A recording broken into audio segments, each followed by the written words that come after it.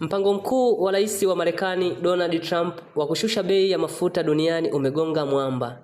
Baada ya vikosi vya Marekani kumkamata Nicolas Maduro huko Caracas tarehe 3 Januari, Trump alitarajia makampuni ya mafuta ya Marekani yangeingiza mabilioni ya fedha nchini Venezuela ili kuzindua mradi wa mafuta.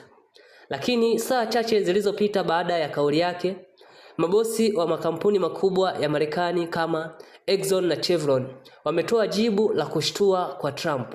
Wanasema Venezuela si sehemu salama ya uwekezaji. Je, Trump amefanya mapinduzi ya kijeshi bila ya kuwa na mpango wa kiuchumi? Rais Donald Trump aliwaomba wawekezaji wa makampuni kutoa kiasi cha bilioni 100 ili kufufua sekta ya mafuta nchini Venezuela.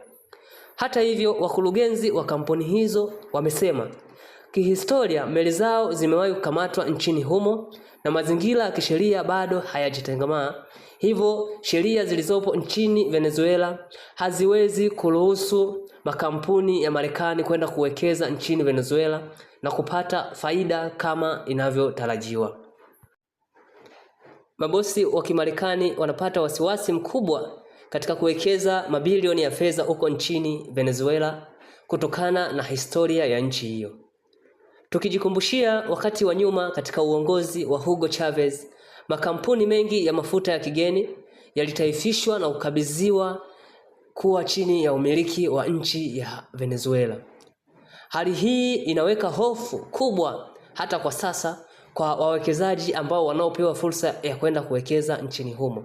Na wanasema licha ya kuondoshwa kwa Rais Maduro, hii siyo fursa ya kusema kwamba Venezuela kwa sasa ni salama kwa uwekezaji wa kigeni.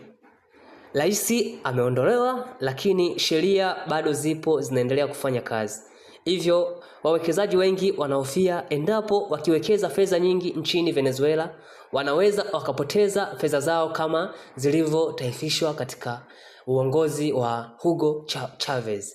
Sasa hii inaenda kukwamisha ndoto na matarajio ya Rais Donald Trump ya kuhakikisha wanafufua uzalishaji wa mafuta nchini Venezuela ili kupata faida kubwa na kuhakikisha kuwa bei ya mafuta duniani inashuka.